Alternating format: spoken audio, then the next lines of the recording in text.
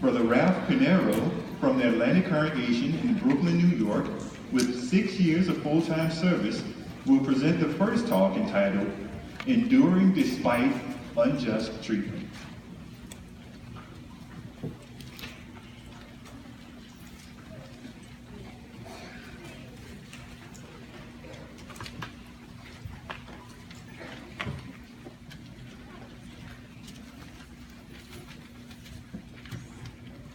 The purpose for this symposium this afternoon is to help us appreciate that trials are part of our daily lives, an opposition to our Christian way of life, and also how we need and should not give up in doing what is fine. Now, to that end, we need to exercise endurance. If we hope to win eventual salvation, then we must submit to the test of endurance. So we encourage you, friends, to pay more than the usual attention to the preceding 7-part symposium, which shows how we can maintain enthusiasm and faithfully endure with our Christian dignity, in spite or despite the following reasons for it. 1, unjust treatment, advancing age, our own imperfections, humbling experiences, prolonged illnesses, loss of a loved one, and yes, persecution. Now, some of us may fit into several of those categories, but nonetheless, we need to endure them. Now, on this matter of unjust treatment has a long history. In fact, a hateful act took place when Cain murdered his younger brother Abel. Now, since then, Jehovah's servants have been the target of unjust treatments in various forms. They come in the way of insults, ridicule, discrimination, physical violence, and yes, even death. Now, usually, such treatments come from unbelievers, but not always. So the questions we want to answer is, how should we react to it? And how can we endure when unjust treatment or situations persist?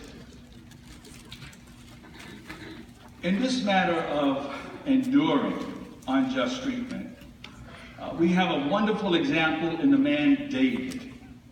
Now, David was a fugitive simply because of what some women said when he was coming from victory and marching down the street, so to speak. And they came out to greet him with tambourines and singing, Saul has slung or slayed his thousands, but David his tens of thousands. Now that saying didn't set well with King Saul. So from that day forward, King Saul hated David, was suspicious of David, to the point that he hunted him down like a wild animal. Yes, David himself recorded in the book of 1 Samuel chapter 20 that there is only a step between me and death. Now, what helped David to really endure such treatment, such unjust treatment? Well, David respected Saul's position as the anointed of Jehovah, and David's conscience, his conscience, moved him to do 3 things. And they are to endure the mistreatment from Saul, to attempt to make peace with Saul, and of course, not to return evil for evil. Now, having done all that, the next thing he did was really wait on Jehovah to address the unjust treatment. And by extension, he refrained and restrained himself and his men from lifting their hands against King Saul. So David is an outstanding example of a man who endured unjust treatment.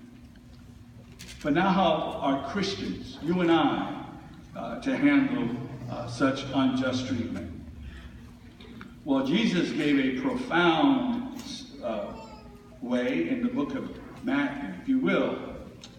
Let's turn to the book of Matthew, chapter 5.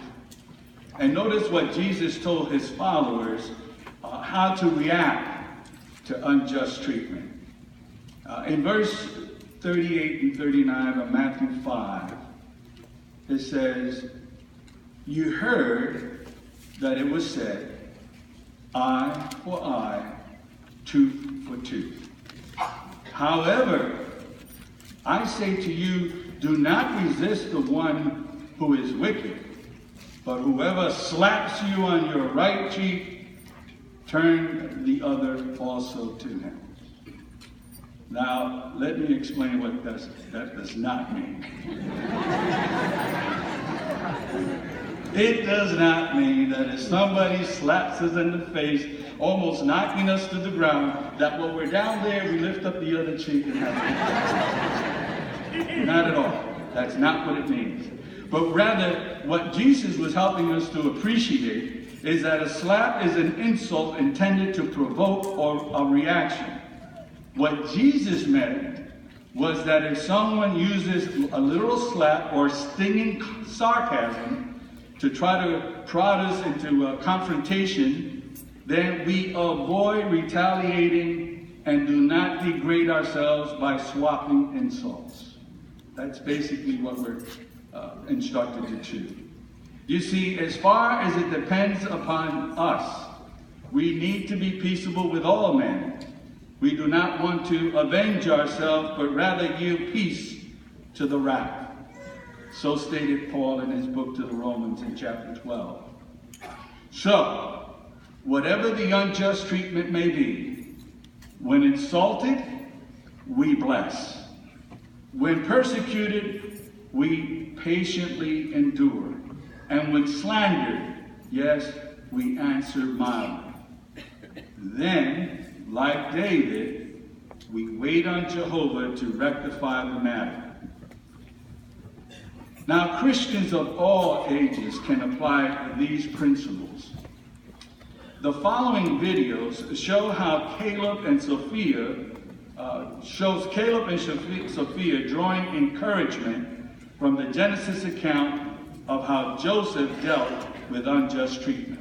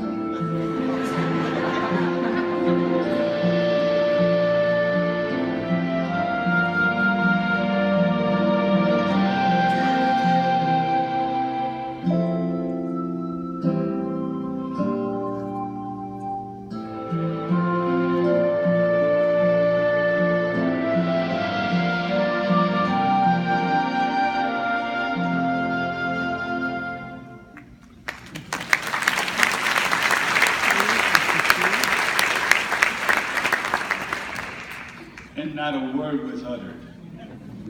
But we got the point anyway. So, dear friends, what are we to draw from our discussion? That we need to keep enduring to the end. Jehovah is near to all his loyal ones that call upon him so as not to give up, but to endure down to the end. Endurance makes us tough. Whatever the test, we'll be able to endure it. Yes, therefore, like David, we endure by putting our full confidence in Jehovah and living and loving his righteous ways. Now we want to listen to Brother Fabricio Rajo from the South Manhattan congregation with 2 years of full-time service, which will consider the next part of the symposium, Endure Despite an Advancing Age.